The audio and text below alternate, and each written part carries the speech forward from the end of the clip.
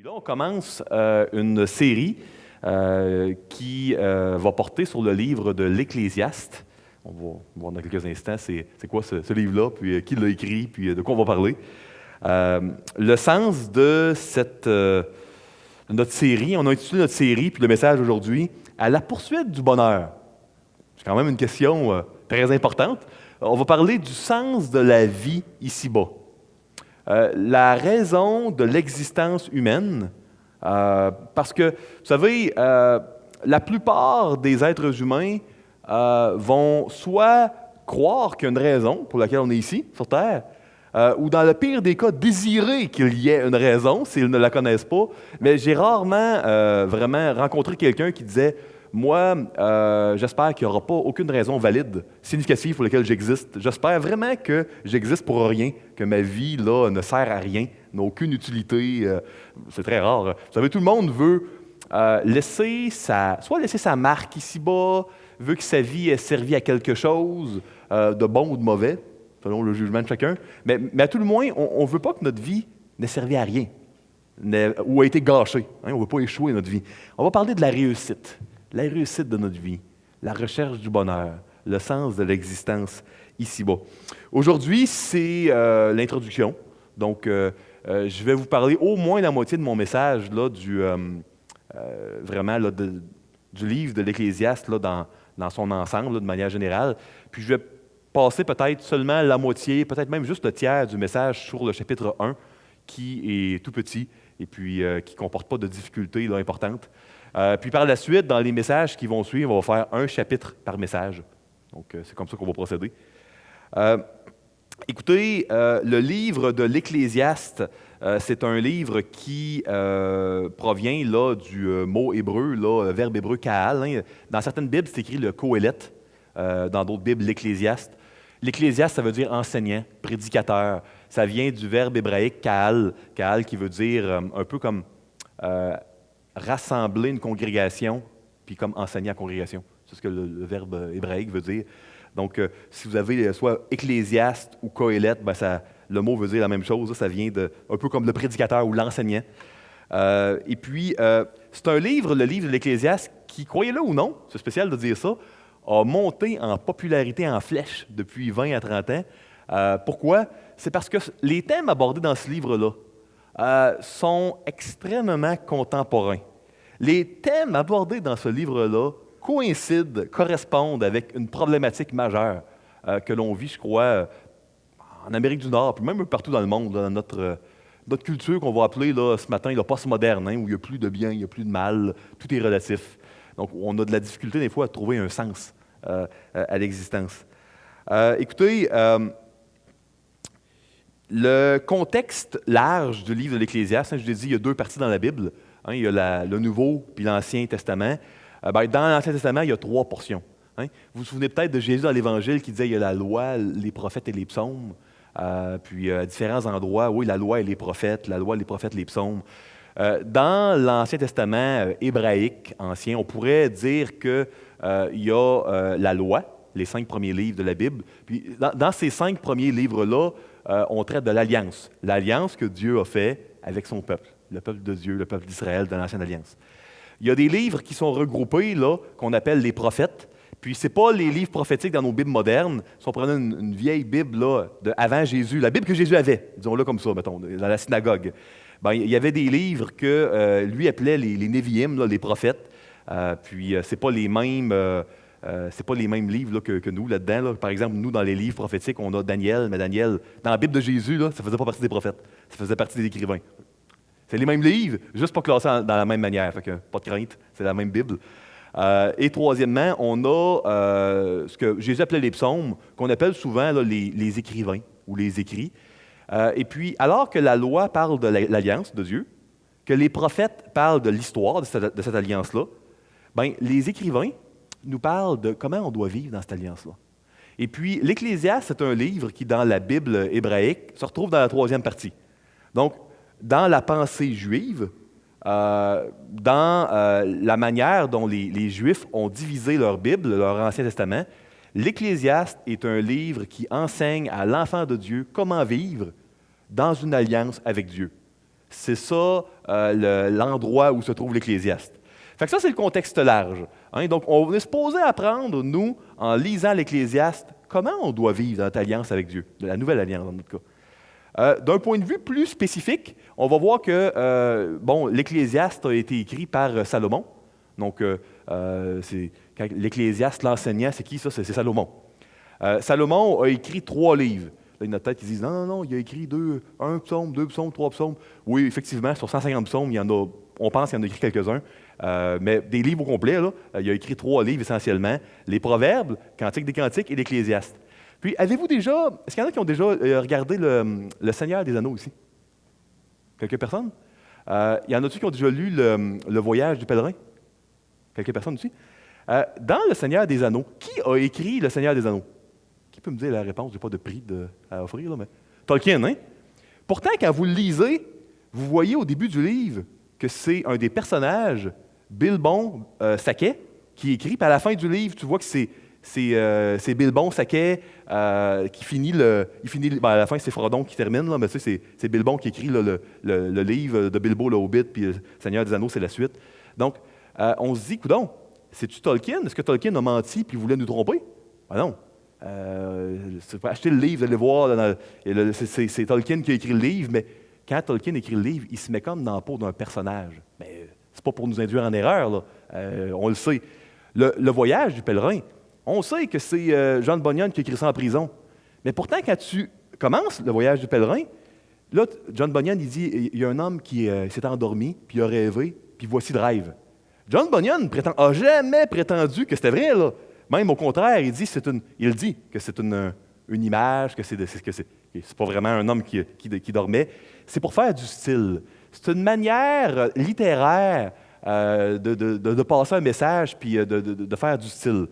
Fait que Tolkien n'a jamais voulu tromper personne. Il dit que c'est lui qui a écrit les livres, puis John Bunyan aussi. Vous me suivez jusqu'ici, hein? Bon, pourquoi je vous raconte tout ça? Ça a l'air un peu écarté. Parce que Salomon faisait pareil. C'est pour ça que je vous raconte ça. Quand vous lisez les Proverbes, Salomon se met dans la peau d'un père qui écrit à son fils. Mais ce n'est pas un livre qu'il a réellement écrit à Roboam, là, son fils. Non, il se met dans la peau d'un père qui écrit à son fils, puis là, il donne la sagesse de Dieu sur comment vivre dans l'Alliance. Quand il écrit le Cantique des Cantiques, il y a plusieurs théories. Celle que moi, je crois, c'est que Salomon se met dans la peau de la Sulamite, du chapitre 1, qui écrit à sa petite sœur du dernier chapitre pour enseigner c'est quoi la sagesse pour les femmes, puis c'est quoi les pièges du harem de Salomon, puis comment on peut trouver le vrai amour, puis le vrai amour en Dieu, le vrai amour dans le mariage. Salomon n'est pas une femme, mais il se met dans la peau de. Quand il écrit maintenant l'Ecclésiaste, Salomon se met dans la peau d'un grand roi de Jérusalem, mais il ne l'écrit pas comme venant vraiment de lui-même, mais il se met dans la peau d'un personnage qui est très, très proche de qui il est vraiment, d'un grand roi de Jérusalem qui a recherché la sagesse. Donc, que ce soit dans le Cantique des Cantiques, dans les Proverbes ou dans l'Ecclésiaste, Salomon est très clair que c'est lui qui a écrit ces livres-là. C'est juste qu'il se met dans la peau d'un personnage parce que c'était une technique littéraire de l'époque pour passer un message, technique que John Bunyan a utilisée encore et puis que Tolkien dans Le Seigneur des Anneaux. Mais ce n'était pas une manière de tromper les gens. Là. C'était une manière de... C'était du travail poétique. C'est de la poésie, hein? C'est des livres poétiques. Il faut juste comprendre un petit peu là, qu'est-ce que Salomon fait ici. Donc, on est vraiment Salomon qui se met dans la peau d'un grand roi de Jérusalem qui a recherché le bonheur. Donc ça, je voulais vous donner un petit peu ce contexte-là pour que vous compreniez un peu.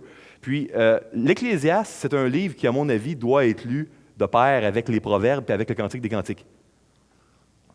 Parce que, vous allez voir, Salomon, dans la peau de 3 personnages différents, explore, la sagesse, c'est comment appliquer la parole de Dieu. Donc, explore comment on peut vivre notre vie sous le regard d'un père qui parle à son fils, sous le regard de la Sulamite, d'une femme qui parle de l'amour, qui parle des pièges par rapport à l'amour, et là, sous la part d'un grand roi très intelligent qui a expérimenté là, toutes sortes de choses pour trouver le bonheur. 3 angles différents avec lesquels Salomon explore le but de la vie, la direction vraiment là, que la vie humaine peut avoir sur Terre. Le thème du livre de l'Ecclésiaste, la plupart des commentateurs, des experts s'entendent pour dire que c'est Ecclésiaste 1-2. Vanité des vanités, dit l'Ecclésiaste, vanité des vanités, tout est vanité. Donc, l'Ecclésiaste, comme je disais, c'est le Qohélet en hébreu, c'est l'enseignant, le prédicateur. Le mot traduit par vanité en hébreu ancien, là, dans l'original, est un nom propre que vous connaissez très bien, qui est utilisé au début de la Bible. Vous avez entendu parler de l'histoire de Caïn et Abel? Bien, vanité en hébreu ancien, c'est Abel, ou Avail, pour avoir un accent hébraïque, là, mais c'est Abel. Puis Abel, ça veut dire vapeur. Mais ce n'est pas une vapeur à tout casser que tu vois d'une fumée. Non, non, c'est une petite vapeur, vraiment, que tu vois, puis que c'est tellement petit que ça paraît à peine, puis c'est parti, là, ça ne dure pas longtemps. Ce n'est pas une colonne de fumée là, comme dans l'Exode. Puis c'est le genre de vapeur que tu essaierais de saisir, mais tu ne réussiras pas à saisir. C'est comme rien. C'est comme une vapeur, là, Abel, c'est comme ce qui s'approche le plus près de zéro qui pouvait exister dans la pensée là, hébraïque ancienne. Cherche de quoi qui est quasiment rien, qui est près du néant, vraiment de rien, plus près du rien du tout, là, de zéro. OK. On ne parlera pas de fumée, ça c'est plus gros. Ah, petite bruine, là, on a un mot pour ça en hébreu ancien, là, que tu la vois à peine, puis tu as à peine le temps de la voir parce qu'elle est partie, puis tu ne peux pas la saisir. Vanité. En français, on a traduit ça par vanité. Maintenant, on aurait probablement pu traduire ça par quelque chose qui n'a pas de sens, ou insignifiance des insignifiances. Tout n'est qu'insignifiance. Il y aurait d'autres manières qu'on aurait pu traduire, mais c'est une petite vapeur là, que tu ne peux pas saisir, il ne te reste rien, tu la vois à peine. C'est ça le thème du livre. L'Ecclésiaste, Salomon, dans le personnage dans lequel il va s'incarner, va démontrer que sans Dieu, la vie sur Terre, qui est tellement rapide, puis qui comporte de la souffrance, là, est complètement insignifiante. Et comme une petite vapeur là, que tu essaierais d'attraper, mais que tu ne réussiras pas, puis tu la vois à peine. Puis, honnêtement, il n'y a pas tard. Vous allez lire là, le livre, là, si vous êtes là, si vous voulez, vous n'êtes pas obligé, mais bon, c'est ce qu'on va faire, en tout cas, nous, ici à l'Église. Et puis, on va le lire au complet, chapitre par chapitre, puis on va voir qu'il a raison. Effectivement, sans Dieu, là, on a beau chercher du côté des plaisirs de la vie, au côté de la richesse, la science, il n'y a absolument rien qui peut nous donner le bonheur, qui peut nous satisfaire. C'est une belle exploration que Salomon va faire. Pas surprenant que depuis 20 à 30 ans, c'est un livre qui est popularisé de plus en plus dans le monde de la théologie. On est dans une société où il n'y a plus de bien, plus de mal, où on se cherche. On se cherche dans toutes les choses que Salomon, là, il y a 3000 ans, essayait là, de trouver. Un peu moins, en fait, que... un petit peu moins que 3000 ans, environ 3000 ans. Donc, écoutez, oui, effectivement, là, on va se retrouver beaucoup dans ce livre-là. Maintenant, où était Salomon dans sa vie quand il a écrit l'Ecclésiaste? Ça, c'est important que je vous le dise. Il a écrit Proverbes, on croit qu'il a écrit Proverbes et puis des Cantiques plus tôt dans sa vie. Qu'est-ce qui est arrivé vers la fin de sa vie, le roi Salomon? Est-ce qu'il y en a qui le savent ici? Idole, concubine, j'entends idole, concubine, oui. Malheureusement, vers la fin de sa vie, il était rendu, il était tombé dans un mauvais penchant là, pour les femmes. Il était rendu à 1000 femmes, nous dit le texte.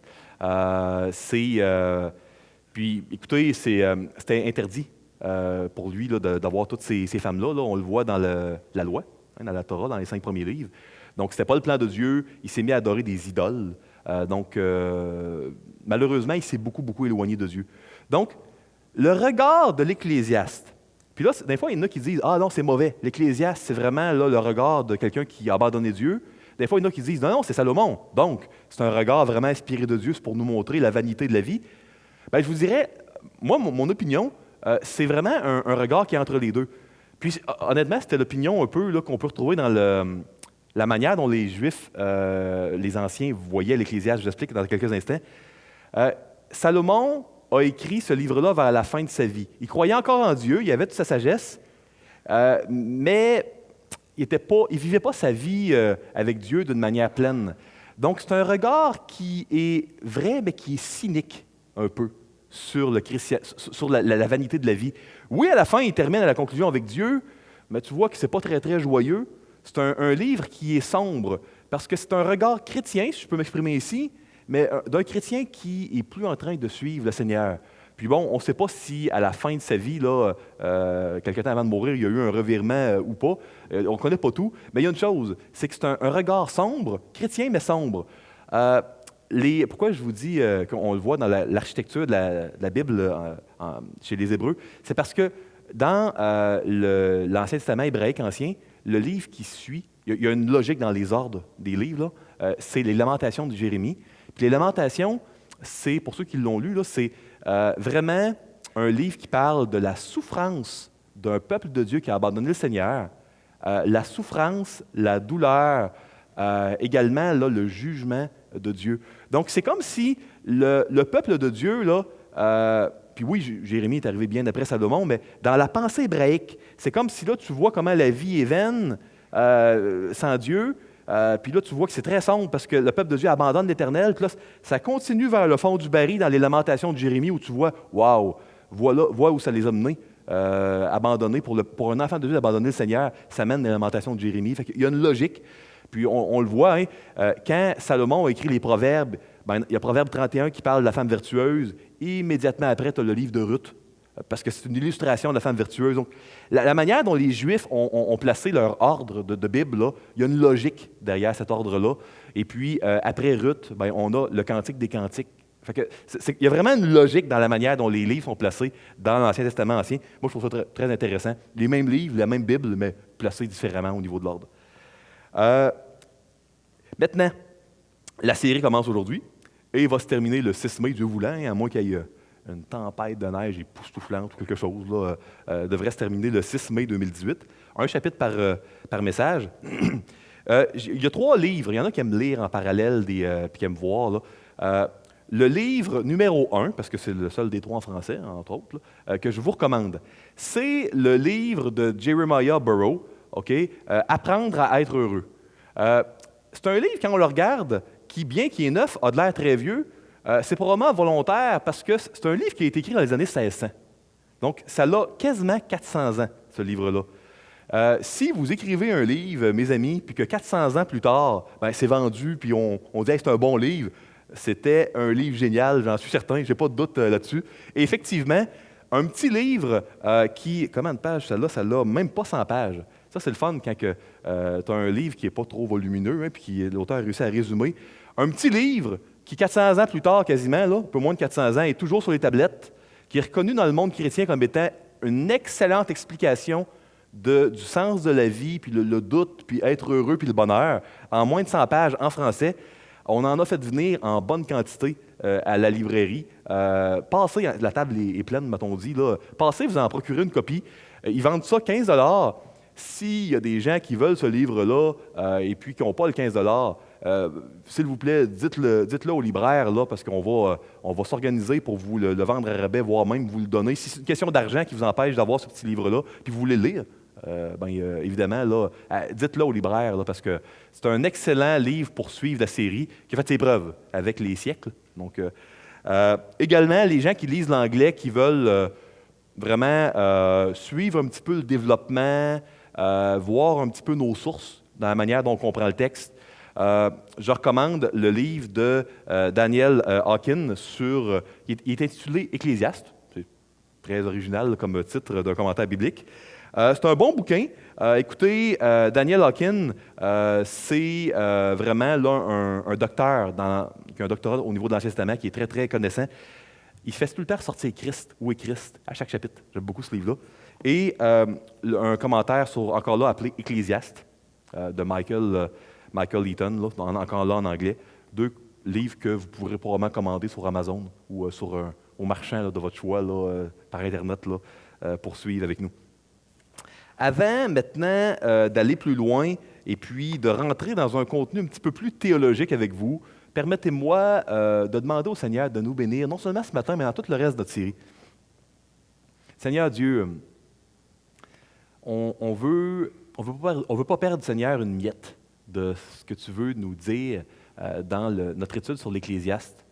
Parce que, Seigneur, qu'on soit chrétien, pas chrétien, incertain, agnostique, ce matin, c'est une question qui nous concerne tous et toutes. Le sens de la vie, être heureux, ça concerne tout le monde, ça, Seigneur.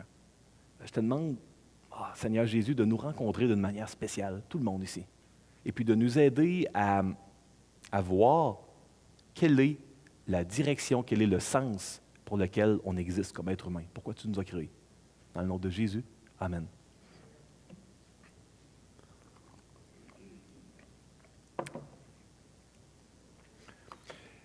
je veux vous parler du combat contre le doute. Parce que c'est un thème qui, vraiment, là, est là dans le fil conducteur quasiment de tout le livre. Moi, j'aimerais regarder avec vous les origines du doute, parce que le doute, c'est quelque chose que l'on vit à différents degrés, tout le monde ici, je crois. Je crois que vous soyez encore là, chrétien, pas chrétien, visiteur, peu importe là, votre croyance, je crois que à différents degrés, tout le monde traverse des moments de doute par rapport à certaines choses. J'aimerais vous proposer 5 facteurs qui, à mon avis, sont des facteurs communs qui peuvent générer le doute chez les gens. Puis par la suite, j'aimerais, dans la diapo suivante, vous donner des réponses bibliques à cela. Je crois que dans un monde où on fait confiance à des gens, puis des fois, les gens nous font faux bons. C'est normal, après ça, de dire « Ouf, j'ai-tu été correct de faire confiance à cette personne-là? » Elle m'avait dit vraiment qu'elle serait chez moi pour m'amener à mon entrevue. J'ai une entrevue au travail pour avoir une promotion. Puis mon auto a brisé la semaine dernière. Donc, mon ami m'a dit qu'il serait vraiment chez moi pour m'amener à l'entrevue. Puis finalement, il ne se présente pas. C'est le seul moment pour avoir l'entrevue, fait que vous perdez votre promotion. Puis là, vous vous appelez. Le lendemain, la personne dit j'ai changé d'idée. J'avais des légers, très, très légers maux de tête. C'était léger, c'était à peine là, mais j'avais des légers maux de tête. Je suis désolé. Puis je n'ai pas jugé bon de te le dire. Bon, vous allez vous dire, hey, j'ai manqué ma promotion. Ça faisait 10 ans que je travaillais fort. Je ne ferai plus jamais confiance à une personne aussi irresponsable. Vous êtes d'accord avec moi, hein? Vous allez vous dire, hey, j'ai payé le prix, moi, d'y faire confiance. Donc, on a tous vécu ça, des gens qui nous ont fait faux bons. C'est sûr que ça, c'est une des raisons dans notre parcours de vie. Quand on a rencontré beaucoup de gens dans notre parcours là, qui n'ont pas été dignes de confiance, là, c'est facile de se mettre à douter. Puis il y a une partie normale. Maintenant, on ne devrait pas douter de Dieu, parce que c'est normal de douter de gens qui ne sont pas fiables, mais des gens fiables, comme Dieu, il n'y en a pas d'autres. Il n'y a pas plus fiable que Dieu. Dieu est parfait. Donc, ça, c'est une des raisons. Deuxièmement, on vit, comme je l'ai mentionné tantôt, dans une société postmoderne. C'est quoi ce que ça veut dire, ça, le mot postmoderne? Ça veut dire une société et une culture où le bien et le mal n'existent plus, où on doute de tout. Hein, on nous enseigne et on est conditionné ce qui est valorisé. À l'école, on dit que la science provient qu'on a douté, on a mis en question les choses. On nous enseigne à l'université de vérifier les sources. Donc, on est dans une... Il y a énormément de bon là-dedans. Mais on vit dans une société où on est conditionné à douter de tout. Et puis, on nous enseigne que la science est supposée mesurer l'existence de Dieu et que, ce qui n'est pas le cas, elle ne peut pas mesurer ni l'existence, ni la présence, ni l'absence de Dieu. La science n'est pas faite pour ça. Ce n'est pas un outil qui sert à ça. Mais on est enseigné vraiment qu'on doit, tout ce que la science ne peut pas mesurer, on doit douter de cela. C'est un peu comme de dire, tu as un thermomètre qui mesure le chaud et le froid. Ça ne mesure pas le CO2, là, à côté de ton foyer, là. Mais tu dis, hey, si mon thermomètre ne m'indique pas que du CO2, il n'y en a pas. Ben non, il n'est pas fait pour mesurer le CO2, il mesure juste le chaud et le froid. Fait que, tu sais, notre expérience peut nous amener à douter, notre culture postmoderne. 3, la pression de la majorité. Écoutez, c'est difficile d'aller à contre-courant. Okay? C'est difficile d'avoir une opinion différente de celle de la masse. Quand la masse dit une chose, on est porté, parce qu'on sait que les minorités souvent se font rejeter, se font juger, se font malmener. Donc souvent, on a une certaine forme de crainte, d'anxiété, voire même de honte à oser penser différemment des autres. Mais dans l'histoire de l'humanité, est-ce que la majorité a tout le temps raison? Sous l'Allemagne nazie de Hitler, quand les Juifs, la majorité du peuple allemand, là, appuyait Hitler, la majorité, puis on tuait des Juifs par millions, est-ce que la majorité avait raison?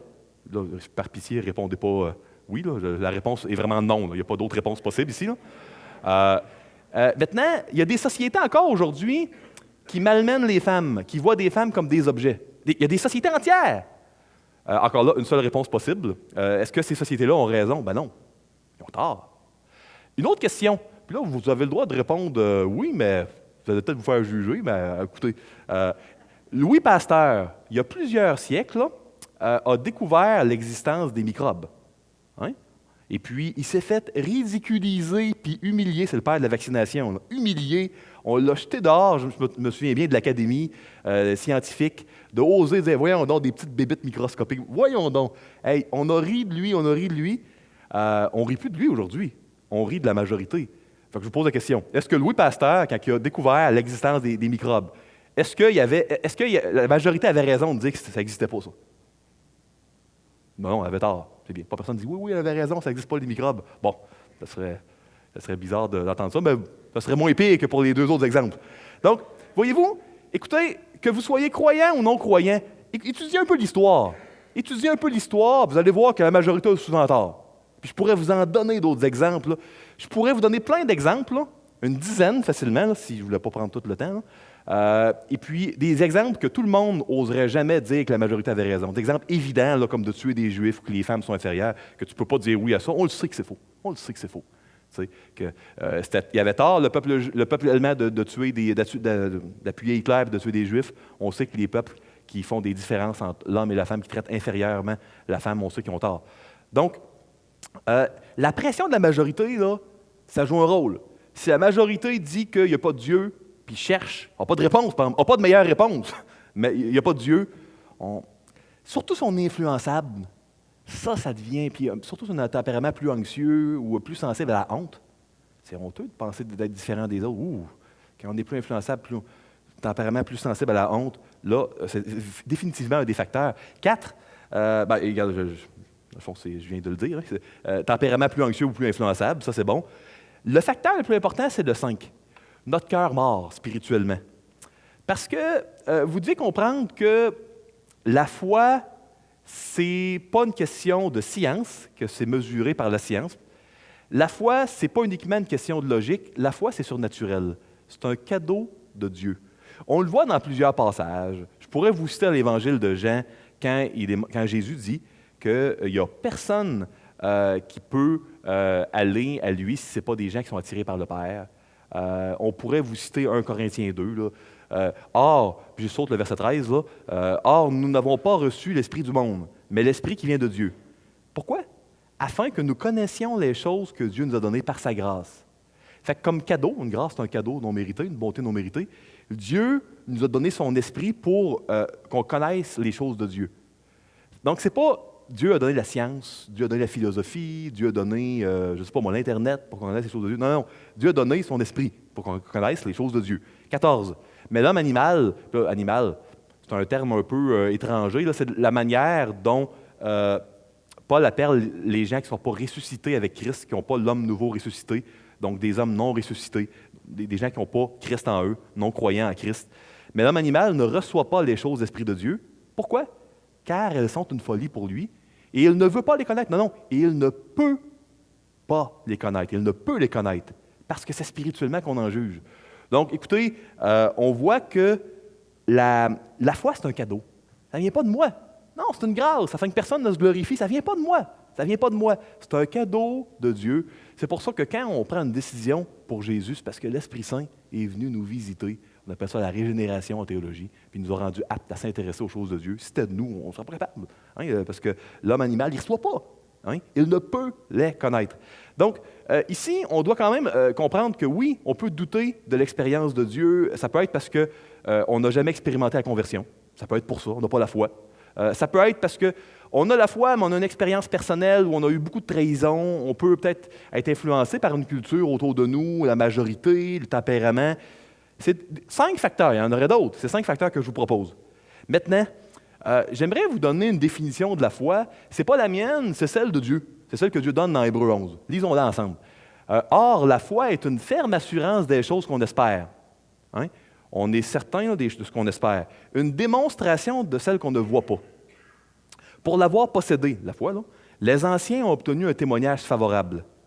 Verset 3. C'est par la foi que nous reconnaissons que le monde a été formé par la parole de Dieu. Pas par la science, pas par la géologie, pas par l'Internet, par la foi. C'est un cadeau de Dieu. En sorte que ce qu'on voit n'a pas été fait de choses visibles. C'est par la foi qu'Abel offrit à Dieu un sacrifice plus excellent que celui de Caïn. C'est par elle qu'il fut déclaré juste.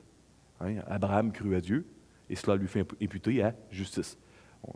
Dieu approuva ses offrandes, et c'est par elle qu'il parle encore, quoique mort. Hébreux 11 est le chapitre de la foi dans les Écritures. Donc la foi, c'est quoi? Je l'ai mis en bas. Ceux qui ne sont pas familiers avec ce que le mot veut dire, la foi, ça veut dire faire confiance à. La foi biblique, c'est faire confiance à Jésus. S'appuyer sur lui. Maintenant, il y a de quoi d'extrêmement important que vous devez absolument saisir ce matin. La foi n'est pas une émotion, c'est une décision. Okay? Est-ce que maintenant, ça vient une décision qui vient de nous? Non, cadeau de Dieu. C'est Dieu qui nous rend capables de prendre une décision pour lui. Donc, ce qu'on doit comprendre, c'est que la foi, c'est agir sur la base que tout ce que Dieu a dit est vrai. C'est vivre en prenant pour acquis que Dieu a promis, que tout ce que Dieu a promis de faire, il va le faire. Ça ne veut pas dire que je vais ressentir cela. Okay? C'est certain que, écoutez, à moins que vous viviez sur une île déserte, si vous vivez dans notre société nord-américaine, où il y a une majorité qui ne croit pas en Dieu, à tout le moins au Québec, c'est certain que si vous avez un tempérament plus anxieux, plus influençable, pression de la majorité, c'est sûr que vous allez avoir des doutes. Votre foi n'est pas une émotion. Donc, c'est possible d'avoir pas de doute, puis pas la foi, puis d'avoir des doutes, puis d'avoir la foi. L'émotion n'a pas rapport avec la foi. Okay? Donc, la foi, si vous allez prendre dans n'importe quel dictionnaire de grec ancien, pistis en grec, vous allez voir, même définition que je vous ai mis au tableau, là, s'appuyer sur, faire confiance à. Si vous lisez la définition de la foi d'Hébreux 11, ça revient à ça. Donc, la foi, ça va être très, très, très lumineux quand j'ai des doutes. Quand j'ai des doutes, écoutez, Augustin disait, dans les années là, 300 quelques, donc il y a plus de 1000 ans, donc un des plus grands théologiens du premier millénaire d'histoire d'Église.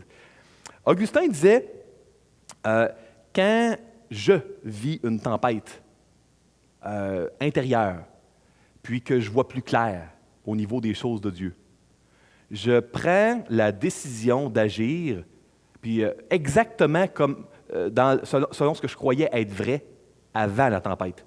C'est logique.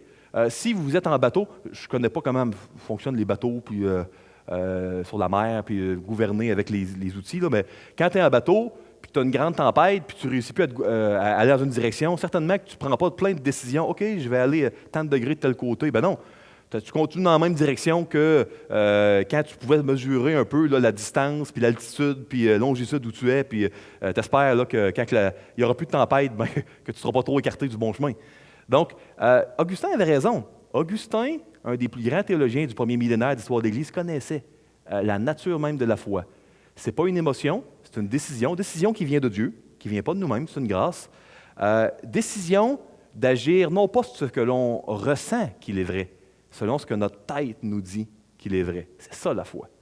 La foi, là, si ma tête me dit que Jésus existe, que le Dieu de la Bible existe, que la Bible est vraie, que Dieu va faire tout ce qu'il a dit qu'il ferait, que la Bible est la vérité. La foi, c'est d'agir selon ce que ma tête me dit qu'il est vrai, pas ce que ce que les écrivains bibliques appelleraient les tripes, les entrailles, les émotions. C'est ça, pour les anciens Hébreux, les émotions, le centre des émotions, c'était les tripes, les entrailles. C'est pour ça que vous voyez que je gémis dans mes entrailles ou je me réjouis dans mes entrailles dans les psaumes à différents endroits. Donc ça, c'est la foi. Ça, excusez-moi l'anglicisme, c'est un game changer, comme on dit en anglais. Le fait qu'on peut avoir des doutes et puis que notre foi va n'en être que plus visible, c'est très soulageant d'apprendre ça pour moi quand je vais avoir des doutes et vous quand vous allez en avoir. Parce que des fois, on a des doutes, mais on panique quasiment plus parce qu'on se dit « Hey, je suis en train de perdre ma foi. » Non. La foi, c'est pas mesuré par tes émotions, c'est mesuré par tes décisions. Puis ça, c'est important. Donc, on n'a pas à être inquiet si on traverse des moments avec des émotions X, Y ou Z, parce que c'est pas ça qui mesure notre foi. Si vous avez un problème de thyroïde, vous avez un trauma crânien, vous avez un accident d'auto, puis là, vos émotions dues à toute la biochimie du cerveau sont débalancées, pas de crainte. Votre foi, elle, en Christ, l'Esprit Saint, là, il est encore là. Ce n'est pas vos émotions qui mesurent. Donc, ça, c'est très important, ça. Très, très important. On va tous en avoir des doutes. Ça fait partie de la normalité de notre existence dans un monde déchu. Objection fréquente que moi j'ai reçue à la fois de la part d'un chrétien, j'ai entendu encore et encore des objections comme ça. Oui, mais Mathieu, si tu étais dans un autre pays, tu n'aurais peut-être pas eu la foi chrétienne. Oui, mais si tu n'avais pas grandi dans le christianisme, dans mon cas, moi je proviens d'une famille chrétienne. Oui, mais comment comprendre la Trinité? Peux-tu m'expliquer, Mathieu, l'omniprésence de Dieu? Peux-tu m'expliquer l'enfer? Peux-tu m'expliquer l'élection? Peux-tu m'expliquer comment un Dieu bon et souverain a permis que le mal rentre dans le monde? Peux-tu m'expliquer la présence de la souffrance? peux-tu m'expliquer combien d'anges peuvent se danser sur la tête d'une épingle? Un vieil argument là, du siècle dernier au niveau des anges. Toutes des questions dont j'ignore la réponse. Vous savez, moi, ce que j'aime dire, c'est quand moi, je prends une décision dans ma vie, je ne peux pas la prendre avec une autre expérience, puis une autre intelligence, puis un autre jugement que le mien. Donc, si je m'en vais au marché, à l'épicerie pour... c'est rarement le cas, là, mais si je m'en vais faire l'épicerie pour choisir vraiment un repas spécial que je veux faire, je ne peux pas choisir les aliments avec la culture chinoise d'un Chinois puis l'expérience de quelqu'un du Congo. Je n'ai pas cette expérience-là, je ne suis pas congolais, je ne suis pas chinois, je vais y aller avec ce que je connais, avec les recettes que je connais. Donc, moi, je ne peux pas aller en arrière et dire, oui, peut-être que j'aurais agi différemment. Moi, j'ai juste un jugement. Il n'est pas tout le temps fameux, mais c'est le mien. C'est le seul jugement que j'ai. Fait que je pourrais dire, j'aurais aimé ça avoir le jugement si j'avais grandi différemment à un autre pays. Regardez, dans la vie, on a tous un seul jugement, une seule expérience, puis on doit en tirer le meilleur. Fait que dans toutes les sphères de votre vie, pour toutes les décisions de notre vie, on a notre jugement. That's it, on n'a pas d'autre. Puis il faut tirer le meilleur. Puis après ça, il faut s'assumer. Dans nos décisions, il faut s'assumer après avoir. Parce que dans chaque décision de la vie, dans les plus petites comme dans les plus grandes, il y a une conséquence. Bonne, mauvaise ou neutre. Prends plus de sel, moins de sel, il n'y a pas grande conséquence. Par contre, je vais choisir tel emploi, je vais marier telle personne, ça, c'est des conséquences plus grandes. Donc, je ne peux pas revenir en arrière. Pour moi, c'est des objections que je comprends d'où ça vient, mais pour moi, ce pas des objections utiles. Oui, mais j'ai un seul jugement, je vais faire ce que je veux, j'ai grandi à un seul endroit, je ne peux pas aller en arrière, j'ai ma famille, je ne peux pas retourner dans le passé puis en avoir un autre. Puis pour moi, les mystères, là, je vis bien avec ça. J'ignore tellement de choses. Une chance que je vis bien, sinon ça serait souffrant de ma part, parce qu'il y a tellement d'affaires que j'ignore. Donc, si Dieu est vraiment Dieu, moi, je me dis, il est supposé en connaître plus que moi. Écoutez, si j'en connais autant que Dieu, ben c'est pas... Soit je suis Dieu, puis bon, je me connais assez pour savoir que c'est pas le cas, ou encore, mon Dieu, il n'est pas si grand que ça, là. Moi, dans ma tête, là, puis écoutez, que vous soyez chrétien ou pas, Dieu, par définition, s'il est Dieu, il est supposé vous dépasser là, incroyablement, parce que sinon, c'est pas Dieu, c'est un être supérieur. Fait que si vous croyez qu'un Dieu existe, qu'il soit le Dieu de la Bible ou non, il est supposé vous dépasser. S'il vous dépasse, il est supposé en connaître des choses que vous ne connaissez pas, puis en comprendre que vous ne comprenez pas. Fait que c'est juste normal qu'on ne comprenne pas tout. Fait que c'est correct de ne pas comprendre la Trinité, puis l'omniprésence, puis l'omnipotence, puis l'omniscience de Dieu, puis présence du mal, l'élection, prédestination. C'est correct de ne pas comprendre tout ça. Moi non plus. Ça fit avec l'idée que Dieu en connaît beaucoup plus que moi. Puis le cadeau de la foi, c'est de s'appuyer sur lui et d'y faire confiance. Vous comprenez un petit peu, hein? Fait que ça, c'est une objection. Maintenant, dernier point que je voulais faire avant de survoler un peu le chapitre 1. Moi, j'encourage les gens qui le désirent, puis qui vivent le doute. Encore là, vous soyez croyants ou non. À retourner de sens la question. C'est facile de questionner tout ce que l'on a, mais le problème, c'est que ça nous amène nulle part, sinon dans un cul-de-sac. Parce que de douter de tout, à un certain moment donné, on s'aperçoit qu'on vient de discarter toutes nos valeurs, tous nos fondements, puis on reste vraiment là, dans le vent, on reste dans la velle, la vanité. Oui, OK, peut-être qu'on a des doutes sur l'existence de Dieu. Bien, c'est quoi de bord le sens de la vie?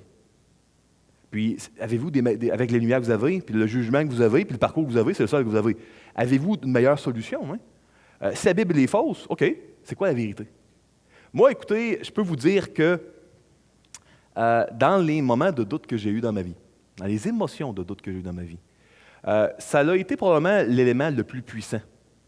Je me sens, vous savez, un peu comme Pierre parfois. Pierre qui a dit, Seigneur, si on ne va pas vers toi, à qui irions-nous? Écoutez, est-ce qu'on va aller vers un Dieu impersonnel de notre religion? Est-ce qu'on peut vraiment croire dans la nature qu'il n'y a pas un Dieu qui a créé tout ça? Moi, je n'ai jamais réussi à penser que c'était du hasard. Puis pour moi, au-delà de la période présente, moderne, là, au Québec, où les gens ne croient plus beaucoup en Dieu, Je vois que depuis 1000 ans, 2000 ans, je vois que les différents peuples ont toujours cru en un ou dans des dieux. Là. Fait que, pour moi, c'est complètement illogique, et l'histoire le prouve, de ne pas croire en l'existence de Dieu. Pour moi, ce que ma tête me dit, c'est que, même dans les moments émotifs les plus difficiles, ce que ma tête m'a toujours dit, c'est que la Bible est la vérité. Que ce Dieu-là, avec qui je suis en relation depuis ma conversion, ce Dieu-là à qui je parle, qui manifeste sa présence dans ma vie, d'une manière que la science ne peut pas mesurer. Ma tête m'a toujours dit que c'était la vérité. Puis j'ai toujours choisi de m'appuyer sur ce que ma tête me disait qui était vrai, dans les moments où mes émotions ne suivaient pas. Puis je ne fais pas juste ça avec ma foi, je fais ça également avec les autres choses. Si j'ai peur, vous savez, là, de quelque chose, puis que ma tête me dit que je n'ai pas à avoir peur, ben, j'essaie de suivre mon bon sens. Dans la vie, il faut suivre son bon sens. Donc, ce que notre tête nous dit qui est la vérité, c'est ce que j'entends par bon sens. La vérité est mesurée par la tête, hein, puis en passant le cœur, là, dans la Bible, autant dans l'Ancien que dans le Nouveau, il est ici le cœur. Donc, aimer de tout son cœur, guérir les cœurs brisés. Si vous prenez encore là un lexique hébraïque ancien, vous voyez ce que ça veut dire lève, cœur en ancien hébreu, ou encore cardia en grec, vous allez voir, c'est le centre de l'intelligence spirituelle, de la volition, de la volonté. Ce n'est pas les entrailles. Fait que souvent, quand tu dis moi, je marche avec mon cœur, ben, ce n'est pas avec les émotions dans la tête de Dieu. Dans la Bible, il est ici le cœur. Puis oui, ça a un impact sur les émotions. Maintenant, la conversion chrétienne, est-ce le bon choix? Il y a deux derniers passages de Paul avant de lire rapidement. Ouais. Hey, j'ai beaucoup de stock aujourd'hui, moi. Il est rendu quelle heure avec tout ça? Wow! Je vais me dépêcher. La conversion chrétienne, est-ce le bon choix? C'est pas comme si la Bible ne comprend pas que si Dieu n'existe pas, la vie chrétienne est une folie. OK? Paul, il le sait très bien. Parfois, les gens pensent que la Bible, là, c'est comme là, un genre de... Les gens sont tous dans un genre de monde là, bien abstrait, puis où il n'y a pas de logique. Non, non. Paul, il dit à plusieurs reprises que si Dieu n'est pas vrai, là, puis n'existe pas, là, ça serait une véritable folie. Regardez, je le lis rapidement. C'est dans cette vie seulement que nous espérons en Christ. Nous sommes les plus malheureux des hommes. Il sait, Paul, que si la vie chrétienne, si Dieu n'existe pas, là, on est dans le champ gauche. Mais maintenant, Christ est ressuscité des morts. Il est les prémices de ceux qui sont morts. Puis là, dans Corinthiens 15, c'est la résurrection, l'espoir futur. 31-32. Chaque jour, je suis exposé à la mort, je l'atteste, frère, par la gloire dont vous êtes pour moi le sujet, en Jésus-Christ notre Seigneur. Si c'est dans des vues humaines que j'ai combattu contre les bêtes à Éphèse, quel avantage m'en revient-il? Si les morts ne ressuscitent pas, mangeons et buvons, car demain nous mourrons. Je pourrais vous en citer d'autres. Paul, il sait, la Bible, elle sait que si Dieu existe, là, à quel point on est béni, puis c'est bon être en Dieu, puis ce que Dieu nous réserve, c'est incroyable, ça défie toute imagination. La Bible dit cela, mais la Bible est très claire que si Dieu n'existait pas, ça serait une folie là, de la vie chrétienne. Écoutez, il y a des commentaires que vous allez peut-être tomber dessus, qui vont dire hey, « non, c'est pas Salomon qui a écrit l'Ecclésiaste. » Au début de l'Ecclésiaste, quand on parle que c'est Salomon, ben, c'est pas vrai, ils sont... Non, regardez. Bon, je vais vous partager les 8 raisons pour lesquelles je pense que c'est Salomon qui a écrit l'Ecclésiaste. Si vous voulez le PowerPoint, peut-être d'aller voir Lise, puis pour reprendre vos noms, puis vous envoyer le PowerPoint par courriel. On le voit clairement en Ecclésiaste 1.1. Je vais lire rapidement là, pour respecter le temps. Ecclésiaste 1.12, on voit que c'est un roi de Jérusalem, puis on voit que il faut que l'auteur ait été un roi de Jérusalem pour connaître puis exprimer tout ce qu'il exprime. Maintenant, ça prend quelqu'un, là, ça ne serait pas Salomon, ça prend quelqu'un qui a eu des richesses extraordinaires, puis une science extraordinaire, qui a été extraordinairement intelligent. Dans la Bible, dans l'Ancien Testament, il y en a un, c'est Salomon. Bon. 4, ça prend une position d'autorité. 5, il y a des questions d'injustice sociale. Vers la fin du règne de Salomon, il y en avait, avec Jéroboam qui revient d'Égypte. Puis là, c'est une autre histoire, là, mais il y avait des injustices sociales que je n'aurai pas le temps d'expliquer. 6, l'allusion à un vieux roi fou, puis un roi qui est sorti de prison pour le remplacer. Encore là, c'est une genre de craque que Salomon fait à Jéroboam. Une partie du génie littéraire de Salomon, c'est que dans les livres qu'il écrit, là, quand il se met dans le personnage d'un autre, là, il parle de lui comme du vilain des fois. Comme dans Cantique des Cantiques, quand il se met dans la peau de la Sulamite, ben, à un moment donné, il parle de Salomon, mais comme d'un vilain, comme d'un méchant. Et puis ici aussi, c'est lui le vieux roi fou à qui il fait allusion. Fait que c'est vraiment des pièces littéraires de génie, ce que Salomon a écrit, là, ça défie là, l'imagination. 7, la référence finale en 12.9, où il est dit que l'Ecclésiaste fut un sage, puis à Jérusalem, puis enseigné, ben, c'est Salomon, on le sait, on le voit ailleurs. Puis 8, le style hébraïque, quand on le lit en hébreu ancien, en original, si vous comparez avec les proverbes et avec le Cantique des Cantiques, il y a quand même un style qui correspond, là, à mon opinion, très, très bien à Salomon. Je vais... Ce que je vais faire, comme il y a plusieurs personnes qui écoutent par YouTube, puis qui ne sont pas là, puis qui n'ont pas le PowerPoint, je vais le lire très, très rapidement, le chapitre, puis je vais aller directement à la conclusion. Fait que je vais terminer à l'intérieur d'à peu près 4-5 minutes. Là, fait que, excusez-moi pour le retard, puis merci de votre patience. Heureusement, il y a seulement 18 versets à peu près. Parole de l'Ecclésiaste, fils de David, roi de Jérusalem. Vanité des vanités, dit l'Ecclésiaste, vanité des vanités, tout est vanité. Quel avantage revient-il à l'homme de toute la peine qu'il se donne sous le soleil? Une génération s'en va, une autre vient, et la terre subsiste toujours. Le soleil se lève, le soleil se couche, il soupire après le lieu d'où il se lève de nouveau. Le vent se dirige vers le midi, ça c'est le sud, tourne vers le nord, puis il tourne encore et reprend les mêmes circuits. Tous les fleuves vont à la mer et la mer n'est point remplie. Il continue à aller vers le lieu où il se dirige. Toutes choses sont en travail au-delà de ce qu'on peut dire. L'œil ne se rassasie pas de voir et l'oreille ne se lasse pas d'entendre. Ce qui a été, c'est ce qui sera, et ce qui s'est fait, c'est ce qui se fera. Il n'y a rien de nouveau sous le soleil. Ça va revenir, ça. 10. S'il est une chose dont on dise, vois, ceci, c'est nouveau, cette chose existait déjà dans les siècles qui nous ont précédés. On ne se souvient pas de ce qui est ancien, et ce qui arrivera dans la suite ne laissera pas de souvenir chez ceux qui vivront plus tard. Je vais sauter ça. Puis, dernier verset. Moi, l'Ecclésiaste, j'ai été roi d'Israël à Jérusalem. J'ai appliqué mon cœur à rechercher et à sonder par la sagesse tout ce qui se fait sous les cieux. C'est là une occupation pénible à laquelle Dieu soumet les fils de l'homme. J'ai vu tout ce qui se fait sous le soleil. Il en connaissait des choses, Salomon. Et voici, tout est vanité et poursuite du vent. Ce qui est courbé ne peut se redresser, et ce qui manque ne peut être compté.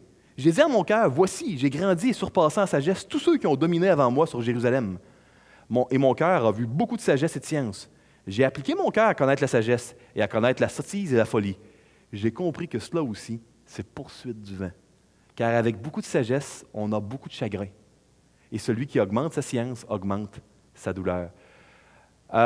Écoutez, heureusement, là, puis là c'est ma conclusion ici, c'est un texte qui est très explicite. Là, on comprend très bien ce que Salomon nous dit on dirait que sans Dieu, là, la terre, les vents, le soleil qui se couche, qui se lève, le fait qu'on a oublié ce qui est avant, puis on ne se souviendra plus de nous.